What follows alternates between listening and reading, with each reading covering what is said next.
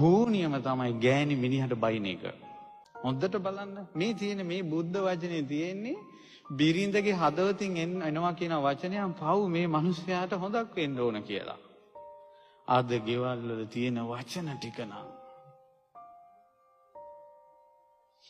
අම්මෝ යම්කිසි ස්ත්‍රියක් ස්වාමියාට බැන බැන ඉන්නවද යම් ගෙදරක ඒ ගෙදර හෝනියම නම් මොන පුහුලෙන්වත් කපන්න බෑ.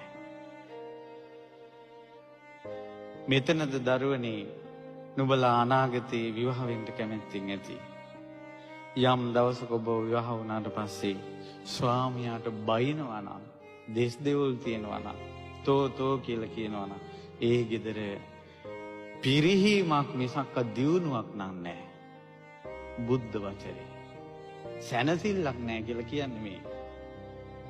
ඔය වාගේ ගෙදර තියෙන අඩන්තේට්ටන් ඔක්කොම මැද්දේ දෙන්න කා කොටා ගන්න යන ගමන් ගිහිල්ලා බන මඩුවක් ඉඳගත්තා කියලා. ඔවුන්ගේ සකල ක්ලේශයන් නසන්ට එක වචනයක් කියන්න අද බුදුරජාණන් වහන්සේ නැහැ. ඒ නිසා ඔවුන් කුසල් දහම් වලින් නැසිලා නිසා ධර්මයේ අවබෝධ වෙන්නේ නැහැ.